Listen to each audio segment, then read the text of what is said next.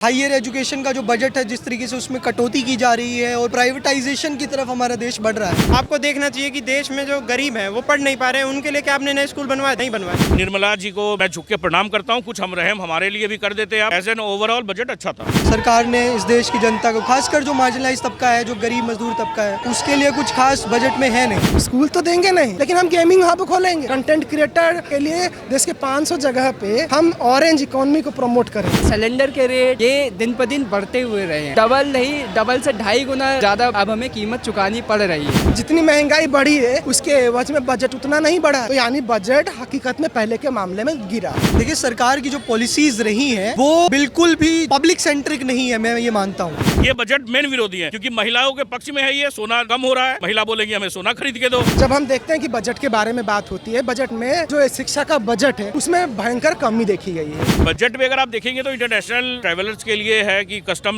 20% से हटा करके 10% कर दिया गया है। 25% जो छात्रों की संख्या है वो बढ़ी है। जब 25% छात्रों की संख्या बढ़ी है तो बजट में हायर एजुकेशन में 25% की बढ़ोतरी तो होनी चाहिए। कि हम यूनिवर्सिटी में जो रिसर्च होगा वो हम कॉर्पोरेट ओरिएंटेड करेंगे। कॉर्पोरेट ओरिएंटेड का मतलब क्या है? गरीब जनता दैनिक जीवन के लिए प्रयोग करती है, यूज करती है, तो उन चीजों को इस टैक्स के दायरों से बाहर रखना चाहिए, तो ताकि लोगों के लिए सामान जो है वो सस्ता हो सके। खर्च का भी किया जा रहा है एसी वाली ट्रेनों पे, वंदे भारत वाली ट्रेनों पे। अब उन ट्रेनों में जब देश का मेजोरिटी हिस्सा जा ही नहीं सकता तो उन पे खर्च करने का क्या मतलब है? ये तो सीधा सीधा दर्शा रहा है कि आपका बजट अपर क्लास बजट है।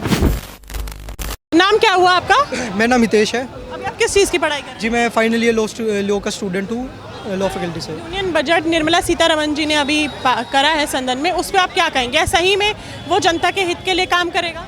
देखिए, उपेक्षाएं बहुत थी बजट से हर साल की तरी। जिस तरीके से जो इस देश का गरीब तबका है सरकार से आस लगा के देखता है, पर मुझे नहीं लगता इस तरीके का कोई ठोस चीज़ सरकार ने इस देश की जनता को, खासकर जो मार्जिनलाइज तबका है, जो गरीब मजदूर तबका है, उसके लिए कुछ खास बजट में है नहीं। और उस सबसे मेन चीज़ जो है, पिछले साल का जो बजट था उसमें जो बजट एलोकेशन किया गया था SC ST पॉलिसीज़ के लिए, वीमेन डेवलपमेंट पॉलिसीज़ के लिए, सब्सिडाइज पॉलिसीज़ के लिए, उनमें जो बजट है ठीक तरीके से यूटिलाइज़ नहीं हुआ है। बहुत कम मात्रा में बजट यूटिलाइज़ हुआ है। उसमें भी जो हमारी जो मिनिस्टर हैं सीतारमण, उन्होंने कोई उस पर बात नहीं कही। और दूसरा, लगातार हम जो देखते हैं, क्योंकि मैं एक स्टूडेंट हूँ, तो लगातार जो हायर एजुकेशन का जो बजट है जिस तरीके से उसमें कटौती की जा रही है और प्राइवेटाइजेशन की तरफ हमारा देश बढ़ रहा है, वो एक चिंताजनक विषय है जिस पे हमें बात करनी चाहिए। दूसरा कि जो मज़दूर, जो नए लेबर कोड्स और जो VG राम जी ये जो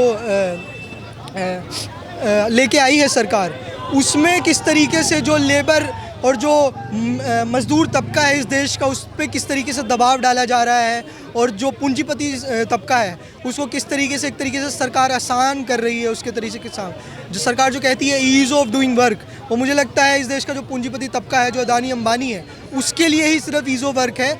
और जो इस देश का मज़दूर तबका है, जो मिलों में काम करता है, जो फार्मर्स हैं, जो खेत में मजदूरी करते हैं, जो गरीब बच्चा जो हायर एजुकेशन की पढ़ाई करता है, उसके लिए मुझे लगता है इस देश में बजट 26-27 का आया, आपको लगता है कि ये सही में गरीब की योजनाओं के लिए सहमत रहेगा? जितने भी वो उन्होंने पॉइंटर्स बताए हैं, उन्होंने बोला है कि हर शहर में 5,000 करोड़ इंफ्रास्ट्रक्चर के लिए दिए जाएंगे। इंफ्रास्ट्रक्चर, हेल्थ को भी लेकर उन्होंने बात करी है। लेकिन काफ़ी लोगों का ये भी कहना है कि जैसे आपने खुद बोल दिया अडानी अंबानी के लिए, गरीबों के लिए काम करेगा। देखिए, भाजपा सरकार को इस देश में 10 साल से ज़्यादा हो चुके हैं, और सबसे बड़ा जो भ्रमित करने वाली चीज़ सरकार कर रही है वो ये है कि हम एक लॉन्ग टर्म विज़न लेके चल रहे हैं। इस देश को लॉन्ग टर्म विज़न नहीं चाहिए। 2047 में क्या होगा हमें नहीं चाहिए। इस देश का जो युवा है वो नौकरी आज मांगता है। इस देश का जो मजदूर तबका है उसको खाने के लिए पैसा आज चाहिए। इस देश में जो बेरोज़गारी दर है हिस्टोरिकल सबसे ज़्यादा हाई है। इस देश के जो गरीबी है वो हिस्टोरिकल सबसे ज़्यादा हाई है। जो इकोनॉमिक डिवाइड है वो चरम सीमा पर है। तो हमें जो रिजल्ट्स हैं वो आज चाहिए। हमें फ्यूचर में क्या होगा, हम लाएंगे या क्या किया जाएगा पॉलिसीज़ में, वो इस देश में नहीं चाहिए। अभी निर्मला सीतारमण ने संसद में कहा है कि उन्होंने 10 लाख लोगों को गरीबी रेखा से बाहर करा है। उस पर क्या कहेंगे? उनका स्टेटमेंट भी आया था कि 10 साल में हमने 25 करोड़ लोगों को गरीबी रेखा से बाहर कर दिया। 25 करोड़ बहुत बड़ी संख्या है, और 10 साल में गरीबी रेखा से बाहर कर देना। तो सबसे पहले तो धन्यवाद निर्मला सीतारमण जी का कि सबसे पहले तो उन्होंने माना कि इस देश का एक बड़ा तबका गरीब है। ठीक है, 2014 में जब ये सरकार आई थी, मोदी जी कहते थे कि हम 2020 तक विश्व गुरु बन जाएंगे, हम 100 स्मार्ट सिटीज़ बना देंगे, हम हवाई जहाज़ उड़ा करेंगे, फलाना ढिमकाना, हम एक ख्यालों की दुनिया बना देंगे। सच्चाई हमारे सामने है। ठीक है, इस देश में अभी रिसेंटली महाराष्ट्र में 50,000 जो फार्मर्स हैं, जो खेत मजदूर हैं, उन्होंने एक मार्च निकाला। रिसेंटली जो सरकार 3 काले कानून लेके आ रही है 14 तारीख को, उसके खिलाफ जो तमाम मजदूर संगठन हैं वो पूरे देश में हड़ताल करने वाले हैं। तो ये दिखाता है कि सरकार की जो नीतियां हैं वो सिर्फ संसद में खोखले दावे हैं, और जो मीडिया है वो उसको जो चमका के दिखाता है, आम जनता तक उसका कोई बेनिफिट नहीं पहुंच रहा है। और सरकार का डेटा खुद दिखाता है कि इस देश में सिर्फ जो विकास है वो सिर्फ पूंजीपति वर्ग का हो रहा है। जो हिस्टोरिकल इकोनॉमिक डिवाइड है इस देश में आज तक कभी नहीं रहा। बजट के हित में नहीं है जो लाया गया। नहीं है, इसमें और बेहतरी की जा सकती थी सरकार को। बेहतरी आप बोल रहे हैं करी जानी चाहिए, क्या कुछ पॉइंटर्स होंगे ना आपके पास कि हाँ अगर बजट में ये पॉइंटर्स जोड़ दिए जाएं तो जनता के हित में वो बजट और बेहतर तरीके से निकल के आएगा? देखिए, सरकार की जो पॉलिसीज़ रही हैं वो बिल्कुल भी पब्लिक सेंट्रिक नहीं है, मैं ये मानता हूँ। वो एक पर्टिकुलर जो कैपिटलिस्ट वर्ग है उसको ध्यान में रख के नीतियाँ बनाई जा रही हैं। सरकार को ये बहुत आज के टाइम में ये ज़रूरत है कि सस्ती शिक्षा हो, और जो इतने स्कूल्स बंद किए जा रहे हैं, यूनिवर्सिटीज़ का प्राइवेटाइजेशन किया जा रहा है, हमारे जो पब्लिक इंस्टीट्यूशंस हैं उसका प्राइवेटाइजेशन किया जा रहा है, उस पर ध्यान दिया जाए और बजट एलोकेशन जो है वो बेहतर तरीके से की जाए। जो विमेन डेवलपमेंट है, SC/ST की पॉलिसीज़ हैं, और इवन जो सब्सिडाइज पॉलिसीज़ हैं उसमें जो बजट एलोकेशन है वो ठीक तरीके से ना ही सिर्फ दिया ना जाए, उसका इम्प्लीमेंटेशन ग्राउंड लेवल तक हो। आप जो बजट आया है आप उससे सहमत हैं? पहली बात सीधी बात है, जो बजट आया वो जन विरोधी बजट आया है कि ऐसा बजट आया है जिसमें बहुत सारे ढोल पिटे गए लेकिन निकला कुछ नहीं। और सीधी बात हम देखते हैं कि हुआ क्या है। जब हम देखते हैं कि बजट के बारे में बात होती है, बजट में जो शिक्षा का बजट है उसमें भयंकर कमी देखी गई है। सरकार के खुद जो नई एजुकेशन पॉलिसी, जिसमें खुद सरकार कह रहे हैं कि हम ना 6% बजट का लगाएंगे, लगाया कितना 2.60%, जो सीधा सीधा ये दिखाता है कि ये जो बजट है शिक्षा के मुद्दे पे ये सामने नहीं रखता। और दूसरी चीज़ें हम देखते हैं हायर एजुकेशन में नाम मात्र बढ़ोतरी हुई है, और उस नाम मात्र बढ़ोतरी को जब आप काउंट करेंगे इन्फ्लेशन रेट के साथ में तो समझ में आएगा जितनी महंगाई बढ़ी है उसके एवज में बजट उतना नहीं बढ़ा है। तो यानी बजट हकीकत में पहले के मामले में गिरा है। स्कूल के लेवल पे जो देश के बहुसंख्यक आम सरकारी स्कूल के छात्र जहाँ पढ़ते हैं, जैसे गरीब, मेहनतकश, मजदूर, दलित, आदिवासियों के बच्चे जहाँ पढ़ते हैं, समग्र शिक्षा अभियान योजना के तहत सरकार ने क्या किया कि उसकी फंडिंग में 0.2% की बढ़ोतरी की। इन्फ्लेशन जो है 2.6% की का है, यानी सीधी बात है 2% की बढ़ोतरी हुई और इन्फ्लेशन 2.5% बढ़ा है, यानी हकीकत में फंड कम हुआ है। उससे क्या होगा? उससे हो ये रहा है कि सरकारी स्कूलों की स्थिति खराब हो रही है। लोग छोटे प्राइवेट स्कूलों में या तो जा रहे हैं या तो 8वीं के बाद ड्रॉप आउट कर रहे हैं। तीसरी चीज़ जो हायर एजुकेशन पे देखेंगे, जिस इंस्टीट्यूशंस में हम हैं, एक बड़ा हिस्सा है जहाँ पे 4th ईयर लागू हुआ है। तो 4th ईयर लागू हुआ है यानी 25% जो छात्रों की संख्या है वो बढ़ी है। जब 25% छात्रों की संख्या बढ़ी है तो बजट में हायर एजुकेशन में 25% की बढ़ोतरी तो होनी चाहिए थी, लेकिन क्या बजट में बढ़ोतरी हुई? बिल्कुल नहीं हुई। जब बजट में वो बढ़ोतरी नहीं हुई तो उससे क्या होगा कि इंफ्रास्ट्रक्चर पे क्रंच पड़ेगा। और तीसरी चीज़ है, सरकार क्या कर रही है कि लगातार ई लर्निंग को प्रमोट कर रही है। क्या कोई नए कॉलेज बजट में खोलेगा? नहीं खोलेगा। क्या नए स्कूल खोलने की घोषणा हुई? नहीं हुई। और जबकि देश में हम देख रहे हैं कि लगातार जो गरीब, दलित, बहुसंख्यक समुदाय से आने वाले लोग हैं वो शिक्षा की मांग कर रहे हैं। डेटा बताता है कि पिछले 9 सालों में इग्नू में 604% छात्रों की बढ़ोतरी हुई है। इग्नू में SC के छात्रों की, ST के छात्रों की 400% बढ़ोतरी हुई है। ओवरऑल छात्रों में 350% की बढ़ोतरी हुई है। यानी छात्र तो पढ़ना चाहते हैं, गरीब मेहनतकश परिवारों से आने वाले छात्र तो पढ़ना चाहते हैं। क्या उनके लिए स्कूलों के लिए नए स्कूल खुले, उनके लिए नए कॉलेज खुले, उसकी कोई योजना हुई? नहीं हुई। जब नहीं हुई, हुआ क्या? बहुसंख्यक लोग शिक्षा से वंचित हो रहे हैं। या तो ओपन डिस्टेंस में जाएंगे जहाँ बेहद घटिया स्थिति है, 180 दिन की पढ़ाई 10 से 15 दिन में होती है, और या तो फिर आप क्या करेंगे कि आप जाएंगे फैक्ट्री में काम करने के लिए। और हम देखेंगे कि जब काम है, रोजगार की स्थिति है, सरकार ने कहा कि हम हर साल 2 लाख रोजगार देंगे। कहाँ? 2 करोड़ रोजगार देंगे, माफ़ी, 2 लाख तो बहुत कम है। 2 करोड़ रोजगार देंगे। कहाँ है रोजगार? अभी जैसे आपने बोला कि महंगाई इस बजट से आपको लग रहा है कि और बड़ी है, मैं आपको बता दूं कि ये कि जीएसटी पे भी जीएसटी कुछ वस्तुओं पे जो है बढ़ाया गया है। एक तरफ महंगाई भी बढ़ रही है और जीएसटी कुछ वस्तुओं पे बढ़ा दिया जाना क्या सही है? नहीं, बिल्कुल गलत है। जैसे इन्होंने कहा कि हम नोटबुक पे जीएसटी फ्री कर देंगे, लेकिन हम क्या करेंगे कि हम कागज़ पे जीएसटी बढ़ा देंगे। तो नोटबुक पहले जो 105 रुपये का मिल रहा था, अब वो किताब कितने की मिलेगी, क्योंकि पेपर महंगा हो गया है तो 120 रुपये की मिलेगी। यानी आप क्या कर रहे हैं कि आप हमारे थालियों पे हमला कर रहे हैं, हमारे जो न्यूनतम जीवन की सुविधाएं हैं उस पर हमला कर रहे हैं। और दूसरी चीज़ है, जब महंगाई को नापते हैं हम देखते हैं कि शिक्षा का खर्चा बढ़ा है, हम देखते हैं कि स्वास्थ्य का खर्चा बढ़ा है, 2% भी नहीं है, 2% से कम है इस बार का हेल्थ बजट टोटल बजट का। हम प्रधानमंत्री जी जितना विदेश घूमते हैं उसका एक सब्सटेंशियल बजट है जी, लेकिन हमारे आम लोगों के लिए इलाज के लिए जो सुविधाएं होनी चाहिए उसका नहीं। कैपिटल एक्सपेंडेड 12.2% बढ़ाया गया है। अब बात करते हैं इंफ्रास्ट्रक्चर की। इंफ्रास्ट्रक्चर पर हर शहर में 5,000 करोड़ दिए जाएंगे, क्या ये आपको सही लगता है डिसीजन? हर शहर में 5,000 करोड़ जो हैं दिए जाएंगे देखिए विकास के लिए। देखिए, ये कहा गया कि 5,000 करोड़ दिए जाएंगे। मैं आपको एक डेटा बताता हूँ। डेटा ये कहता है कि सरकार क्या कह रही है, सरकार कह रही है कि अर्बन डेवलपमेंट मिनिस्ट्री जो है उसका जो बजट है वो कम हुआ है। अर्बन डेवलपमेंट मिनिस्ट्री का बजट कम हुआ है, जो साफ साफ दिखाता है कि अर्बन इंफ्रास्ट्रक्चर जो होगा वो कम होगा। या और दूसरी चीज़ है कि उसका एक डायरेक्ट इम्पैक्ट देश के मेहनत का मजदूरों के ऊपर पड़ेगी। कैसे पड़ेगी? सरकार का इकोनॉमिक सर्वे आता 2 दिन पहले। इकोनॉमिक सर्वे में ये कहा गया कि जो देश का आम मजदूर है वो ट्रैफिक में हर साल 26,000 रुपये तक का नुकसान होता है उसका। यानी सीधी बात है, जब ट्रैफिक में 26,000 का नुकसान हो रहा है तो आपने उसकी सेहत पे लिए भी नहीं दिया, क्योंकि पॉल्यूशन बढ़ रहा है, उस पे लिए आपका कोई कार्रवाई नहीं है। आप उसका समय जा रहा है, उस पर कार्रवाई नहीं है हुई है, उसका पैसा जा रहा है, उस पर कोई खर्चा नहीं हुआ है। तो ये तो ढकोसलेबाजी है। सरकार तो ये भी कह रही है कि हम स्कूल तो देंगे नहीं, लेकिन हम गेमिंग हब खोलेंगे। कंटेंट क्रिएटर के लिए देश के 500 जगह पे हम ऑरेंज इकोनॉमी को प्रमोट करेंगे। अरे जनाब, आप ये तो समझिए, देश का 50% 5वीं क्लास का छात्र जो है और 25% 8वीं क्लास का छात्र जो है, और दूसरी क्लास का जो न्यूनतम पढ़ाई है, एक कविता पढ़ पाना, एक लेख पढ़ पाना, वो पढ़ नहीं पा रहा। आपको मजबूत करना चाहिए था आपके स्कूलों को, अपने स्कूलों को मजबूत नहीं किया। आप क्या कह रहे हैं कि ढकोसलेबाजी कर रहे हैं। रेल बजट की बात हो रही थी, 3 साल से रेल बजट पे निर्मला सीतारमण ने एक बात नहीं कही। क्यों नहीं कही? क्योंकि रेल बजट रेंग रहा है। देश के पैसेंजर ट्रेन जो हैं उनमें देश की जनता ठूस के भरी हुई है। देश की जो महिलाएं हैं, निर्भया फंड के बारे में महिलाओं के ऊपर कोई मामला नहीं हुआ। देश के अल्पसंख्यक शिक्षा में बजट ही एलोकेट नहीं किया इन्होंने, अल्पसंख्यक स्कूली शिक्षा के मामले में। तो ये सीधा सीधा दिखाता है कि सरकार का जो रवैया है वो जन विरोधी रहा है, और हम जन विरोधी सरकार के बजट के खिलाफ अपनी आवाज़ उठा रहे हैं। अगर आप बजट को मद्देनजर रखते हुए शिक्षा और स्वास्थ्य पे बोले तो क्या बोलेंगे? क्या जो आवंटन करा गया है उतना सही है, और ये बजट शिक्षा और स्वास्थ्य पे कितना खड़ा उतरेगा?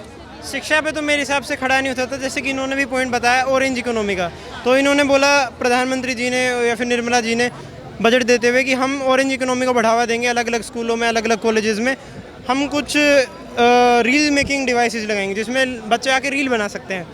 अब ये उन्हीं की बात है कि कितना ज़्यादा डिज़ास्टरस है इस देश के लिए कि जहाँ पे मेजॉरिटी बच्चे ढंग से पढ़ नहीं पा रहे हैं, कॉलेजेस में मेजॉरिटी बच्चे अच्छी क्लासेस नहीं ले पा रहे हैं, अच्छे प्रोफेसर्स नहीं उनके पास। ऐसे में आपको बच्चों को रील बनवाने के लिए कुछ पैसे बांटने पड़ रहे हैं। इटसेल्फ एक खराब डिसीजन लग रहा है मुझे। चीज़ों पे जीएसटी, कुछ वस्तुओं पे जीएसटी बढ़ा दिया गया है, उस पर क्या कहेंगे? महंगाई इस बजट से थोड़ी और बढ़ सकती है, उस पर क्या कहेंगे? महंगाई का मेरे को कोई अंदाज़ा नहीं है, लेकिन जीएसटी पे मेरा एक अंदाज़ा है कि जैसे जीएसटी के खिलाफ अलग अलग प्रोग्रेसिव जो ग्रुप्स हैं वो प्रोटेस्ट करते हुए आ रहे हैं। अब उस पर आप देख सकते हैं कि जीएसटी के खिलाफ वो प्रोटेस्ट क्यों करते हैं, क्योंकि जो जीएसटी है वो अंबानी पे भी एक समान लागू होती है, और जो सबसे गरीब तबका है जो बस्तियों में रह रहा है उस पर भी जीएसटी एक समान लागू होती है। तो ये जो एक समानता है वो असमानता बन जाती है अपने आप में, क्योंकि लोग असमान हैं। तो इस पॉइंट को भी राइज उठाना चाहिए कि जीएसटी इटसेल्फ एक ख़राब चीज़ है, क्योंकि वो अलग अलग तबकों पे बराबर लग रही है। जैसे जो सीतारमण जी हैं, उन्होंने संसद में एक बयान दिया, उन्होंने बोला कि हमने 10 साल में 25 करोड़ लोगों को गरीबी रेखा से बाहर कर दिया है। उस पर क्या बोलेंगे? 25 करोड़ 10 साल में? उस पर मेरा यही बोलना है कि आप अगर सरकार की गरीबी रेखा उठा के देखेंगे तो उसमें अलग अलग स्टेट में जो गरीबी रेखा है वो 2,000 रुपये पर मंथ या 3,000 रुपये पर मंथ पे है। तो आप अगर इस चीज़ को फ्लॉन्ट कर रहे हैं कि हमने लोगों को 2,000 पर मंथ दे दिए या 2,000 पर मंथ से उठा दिया है, तो वो कोई अपने आप में कोई अच्छी चीज़ नहीं है। आपको देखना चाहिए कि देश में जो गरीब हैं वो पढ़ नहीं पा रहे हैं, उनके लिए क्या आपने नए स्कूल बनवा दिए? नहीं बनवाए। इसी दिल्ली यूनिवर्सिटी में अगर आप देखेंगे तो 2 से 3 लाख बच्चे रेगुलर कॉलेजेस में पढ़ रहे हैं, उसके अलावा बाकी 5 से 6 लाख बच्चे सोल में पढ़ रहे हैं, DU सोल, जो कि ओपन डिस्टेंस पे है।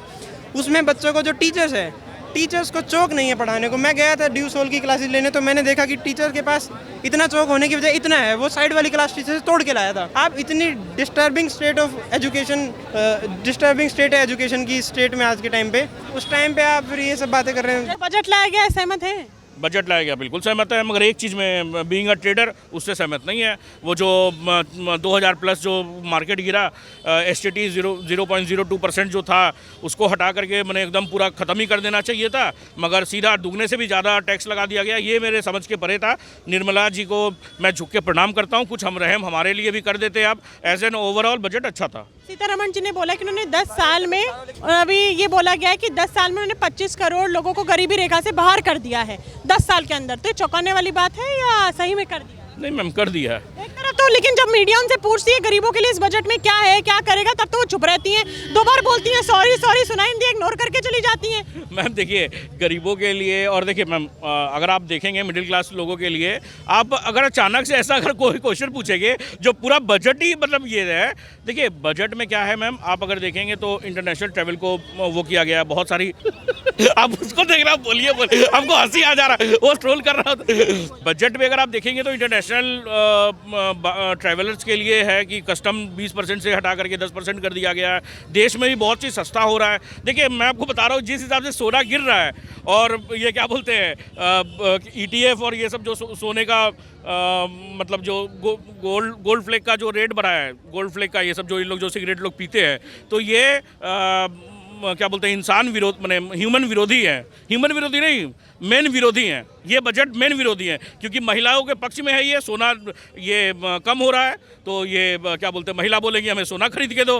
तो देखिए मैम मजाक अपने जगह, अगर बजट में आप देखेंगे तो बजट में कुछ और भी चीज़ें हैं जो की गई हैं। जैसे आप देखेंगे ऑयल्स के लिए और ये सब चीज़ के लिए ये सब भी प्रावधान किए गए हैं। बहुत सारा बजट में मैंने पढ़ा था, खुद मैंने ये बजट देखा, खुद उसके ये क्या बोलते हैं बहुत सारे खनिज और ये सब जो है, स्टील महंगा किया गया। मुझे पता नहीं क्यों स्टील को महंगा किया गया, हो सकता है ये पॉलिसी होगी। जैसे कि इंटरनेशनल ट्रैवल्स पे एक्सपेंस बढ़ गया है, ट्रेडर्स पे एक्सपेंस बढ़ गया है, और एक चीज़ अभी इन्होंने और बताई, अच्छा हाँ, रुपीज़ की वैल्यू गिर गई है। सब कुछ ठीक है, सब कुछ ये सब हो रहा है। ओवरऑल बजट बहुत अच्छा है ना भैया? मध्यम वर्ग के लोग के लिए ये बजट कैसे काम करेगा? जो मध्यम वर्ग के लोग हैं उनके लिए ये बजट कैसे काम करेगा? मेरे को इस पर कोई ज़्यादा नॉलेज नहीं है, मैंने पढ़ा नहीं है बजट के बारे में बिल्कुल भी। मैं भैया की बस बात सुन रहा था, तो वही मैंने देखा कि ये जो बता रहे हैं इनके लिए ये 2-3 चीज़ें गड़बड़ है, लेकिन ओवरऑल बजट बहुत अच्छा है। तो ये आया है मोदी के कार्यकाल में, इसलिए बजट बहुत अच्छा है ना भैया? सरकार कहती है कि हमने 80 करोड़ लोगों को राशन दिया है, फ्री राशन, और वहीं पे एक बयान देती है भाई, वहीं पे जैसे अभी निर्मला सीतारमण जी ने बोला कि हमने 80 करोड़ लोगों को हम फ्री राशन देते हैं। एक तरफ बयान देती है कि हमने 25 करोड़ लोगों को 10 साल में गरीबी रेखा से बाहर कर दिया। तो क्या वो टेक्निकली ये कहना चाह रही है कि 105 करोड़ जनता गरीब थी अब तक? एक चीज़ है, चाहे सरकार का है, सरकार खुद कह रही है कि देश की 90% जनता जो है गरीब है। 105 करोड़ सीधी बात है। सरकार का जो वर्ल्ड बैंक का रिपोर्ट है, वर्ल्ड बैंक के रिपोर्ट में सरकार खुद दे रही है कि हम कह रहे हैं कि हमारे डेटा है, सरकार के खुद मिनिस्ट्री के डेटा ये कह रहे हैं कि देश का बहुसंख्यक हिस्सा जो है गरीबी रेखा से नीचे है। दूसरी चीज़ है कि गरीबी रेखा नापा कैसे जा रहा है? सरकार की गरीबी रेखा पहले से बहुत कम है। क्या सरकार की हकीकत में जो गरीबी रेखा होनी चाहिए, दिल्ली में जो न्यूनतम मजदूरी है, न्यूनतम मजदूरी का मतलब है उससे नीचे अगर कोई कमाएगा तो जी नहीं सकता। तो दिल्ली में जितने लोग न्यूनतम मजदूरी से ऊपर कमा रहे हैं, उनको छोड़ के बाकी सारे लोग, कम कमाने वाले लोग गरीब होंगे। हकीकत में दिल्ली का 90% हिस्सा न्यूनतम मजदूरी से कम कमाता है। देश का 60% हिस्सा 10,000 से कम और 50% हिस्सा 8,000 से कम की नौकरी कर रहा है। यानी आप देखेंगे तो गरीबी का सरकारी पैमाना है 36 रुपये पर दिन, तो अपने आप में बहुत गलत है। दूसरी चीज़ है, सरकार जो कह रही है कि गरीबी उन्मूलन हमने कर दिया है। अरे देश में इतनी आफत हो रही है, सर डेटा ये कह रहा है कि 1930 में अंग्रेज़ों के ज़माने में अमीरी और गरीबी के बीच में जितना भेदभाव नहीं था, आज 2025 में 26 में उससे ज़्यादा भेदभाव है।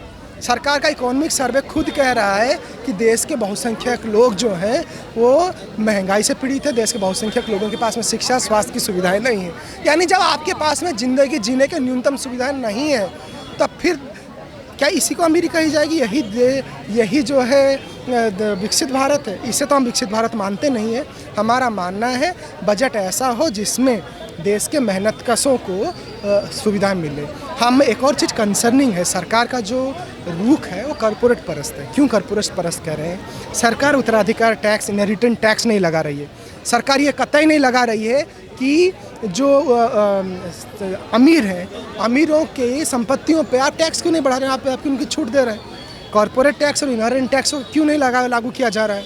तीसरी चीज़ ये है कि आप देखेंगे कि एक के बाद एक जो यूनिवर्सिटीज़ में रिसर्च हो रहा है, आप दिल्ली यूनिवर्सिटी में खड़े हैं, सरकार कह रही है कि हम यूनिवर्सिटी में जो रिसर्च होगा वो हम कॉरपोरेट ओरिएंटेड करेंगे। कॉरपोरेट ओरिएंटेड का मतलब क्या है? कि सीधा सीधा प्राइवेट कंपनियों को जिन जिन चीज़ों में मुनाफा होगा उन्हीं चीज़ों पे रिसर्च होगा, समाज का कल्याण नहीं। निजी कॉरपोरेटों का मुनाफा ही इस सरकार के बजट का मूल हिस्सा है। आप इस पे क्यों, सरकार जो है इस पे चुप क्यों है? ये तो जायज़ सवाल उठता ही है। कैपिटल एक्सपेंडेड जो है वो 12.2 लाख करोड़ तक बढ़ा दिया गया, उस पर क्या कहेंगे? देखिए सीधी बात है कि जो सरकार का जो बजट बढ़ा है उस बजट बढ़े हुए बजट का कितना हिस्सा देश के आम गरीब मेहनतकश मजदूरों को मिल रहा है और कितना हिस्सा देश के अमीरों को मिल रहा है, उससे जांचने की ज़रूरत है। मुनाफे का तो 90% हिस्सा देश के अमीर लूट जा रहे हैं, देश के गरीबों को 10% मिल रहा है। जब बढ़ोतरी हुई तो अमीरों के फायदे में हो रही है। निर्मला सीतारमण जी से जब मीडिया वालों ने 3 बार सवाल, एक ही सवाल 3 बार पूछा कि ये जो बजट लाया गया है इसने गरीबों के लिए क्या करा, ये गरीबों के लिए ये क्या करेगा, तो उन्होंने 2 बार जवाब दिया सॉरी मुझे समझ नहीं आ रहा, सॉरी। उन्होंने इस बात को टाल दिया। क्या उन्हें सही में समझ नहीं आ रहा था या फिर वो इस सवाल को इग्नोर करना चाह रही है? सीधी बात है, जो निर्मला सीतारमण जी हैं वो साफ तौर पर उन्हें पता है कि उन्हें गरीब कल्याण के लिए कुछ नहीं करना है, उन्हें कॉरपोरेट कल्याण के लिए सब कुछ करना है और ये कॉरपोरेट परस्त बजट उसका साफ उदाहरण है। उन्होंने सवाल इग्नोर करा है। हाँ, उनका कहना बिल्कुल सही है। उन्हें गरीबों की जो मदद है वो उन्हें समझ में नहीं आएगी, गरीबों की नीड्स उन्हें समझ में नहीं आएगी, गरीब कैसे जी रहा है वो उन्हें समझ में नहीं आएगा, क्योंकि वो बड़ी बड़ी कोठियों से बाहर तो आ नहीं रहे हैं। तो वही है, वो सही कह रही थी, उन्हें समझ नहीं आएगा कभी। इंडिकेशन है कि उन्होंने दो बार इस सवाल को लेने से मना कर दिया, उसके अलग अलग बहाने दिए हैं। उनका 2 बार मना करना यानी दोनों कानों से उन्होंने अब सुनना बंद कर दिया है गरीबों की समस्या और गरीबों के मुद्दे और गरीबों के आवाज़ को। ये वो चीज़ें दर्शाती है। तो मेरा उन्होंने कहा कि अगर टैक्स के साथ कोई गड़बड़ी करेगा तो 30% टैक्स जो है और बढ़ा दिया जाएगा, उसमें क्या कहना है? जैसे एक बार रिपीट कर दीजिए सवाल। टैक्स में अगर जैसे हम आप सब हर इंसान टैक्स भरता है भारतीय, अगर उन्होंने बोला टैक्स के साथ कोई गड़बड़ी करेगा, कुछ भी घोटाला करने की कोशिश करेगा टैक्स में, तो 30% टैक्स अब उसको और ज़्यादा देना पड़ेगा बढ़ा के। ये टैक्स असल में एक और टैक्स है जिसे वेल्थ टैक्स बोलते हैं। तो टैक्स जो है आप अमीरों से लीजिए जिनके पास देने की ताकत है, उनके पास में क्षमता है। पर हम टैक्स को किस तरह से देख रहे हैं कि जीएसटी के थ्रू और भी माध्यमों के द्वारा ये गरीबों से पैसा उगाही का एक माध्यम हो गया है। अगर सिलेंडर की बात करें हम लोग, क्योंकि सिलेंडर के रेट ये दिन पर दिन बढ़ते हुए रहे हैं। रसोई घरों में जो यूज़ होने वाला सिलेंडर है वो डबल से 2.5 गुना ज़्यादा अब हमें कीमत चुकानी पड़ रही है। तो कुछ वस्तुओं पे बढ़ा दिया गया है, उस पर क्या कहेंगे? जीएसटी पहले से ही बढ़ा हुआ है और ये है कि ये चीज़ों को महंगा करने का कारण क्यों बन रहा है? एक ऐसी चीज़ें जो रोज़मर्रा के यूज़ में आ रही हैं तो उन पर तो टैक्स नहीं होना चाहिए। और क्योंकि वो एक लिस्ट बननी चाहिए कि ये गरीब जनता दैनिक जीवन के लिए प्रयोग करती है, यूज़ करती है, तो उन चीज़ों को इस टैक्स के दायरों से बाहर रखना चाहिए, तो ताकि लोगों के लिए सामान जो है वो सस्ता हो सके। एक चीज़ और मुझे कहना है कि खाद्य भंडार होना चाहिए, ताकि और ऐसे भंडार जहाँ पर लोग सस्ते में अपने ज़रूरत की चीज़ें खरीद सकें। मैं राशन की दुकानें जानता हूँ, लेकिन केवल उनमें 5 किलो राशन ही मंथली दिया जाता है। तो 5 किलो राशन से तो व्यक्ति का जीवन काटना मुश्किल होगा। उन्हीं राशन के भंडारों में ऐसी चीज़ें जो रोज़मर्रा की चीज़ें होगी, जैसे साबुन है, तेल है, ये सारी चीज़ें क्यों नहीं उपलब्ध कराई जाती? क्या हमारे देश की भूमि में ये सारे सामान की पैदावार नहीं होती है? होती है। तो लोगों को ये चीज़ें मिलनी चाहिए, ये अधिकार है। स्वास्थ्य रहने का, स्वच्छ रहने का ये लोगों का अधिकार है। तो हमारे जो भंडार है उनमें जिसे कहते हैं पब्लिक डिस्ट्रीब्यूशन के जो भंडार हैं, राशन वितरण के जो भंडार हैं, वहाँ पर ये चीज़ें मुहैया होनी चाहिए। तो इस बजट में वो भी चीज़ें नदारत थी। ये जो बजट लाया गया है ये मध्यम वर्ग के लोगों के लिए खड़ा उतरेगा या फिर डामाडोल नज़र आ रहा है आप? मेरा इस पे कुछ बोलना है। जैसे कि आप अभी रेलवेज़ का बजट सरकार बोल रही है कि हाईएस्ट बजट है और ये है वो है। अगर आप उसका डिस्ट्रीब्यूशन करें कि रेलवेज़ का जो बजट है वो कहाँ कहाँ पे लग रहा है, तो वो दो जगह पे लग रहा है। एक है कि सेफ्टी मैकेनिज्म क्या होगा, और दूसरा है कि जो बड़े बड़े जो रेलवे कॉरिडोर्स बन रहे हैं पूरे देश में, 8-9 जितने बड़े कॉरिडोर्स बन रहे हैं उन पे लग रहा है कि हाई स्पीड कॉरिडोर बनेंगे। आप इस पे देखिए कि जो मोस्टली मिडिल क्लास या फिर लोअर क्लास के लोग हैं, वर्किंग क्लास के लोग हैं, वो ट्रेन में पैसेंजर में सफ़र करते हैं, यूआर में सफ़र करते हैं, अनरिजर्व टिकटों पे, है ना। अब दिक्कत ये आ रही है कि उन ट्रेनों पे खर्च नहीं किया जा रहा है। खर्च कहाँ पे किया जा रहा है? एसी वाली ट्रेनों पे, वंदे भारत वाली ट्रेनों पे। अब उन ट्रेनों में जब देश का मेजोरिटी हिस्सा जा ही नहीं सकता तो उन पे खर्च करने का क्या मतलब है? ये तो सीधा सीधा दर्शा रहा है कि आपका बजट अपर क्लास बजट है, आप अपर क्लास के लिए बजट बना रहे हैं। तो यही हमारा पॉइंट था।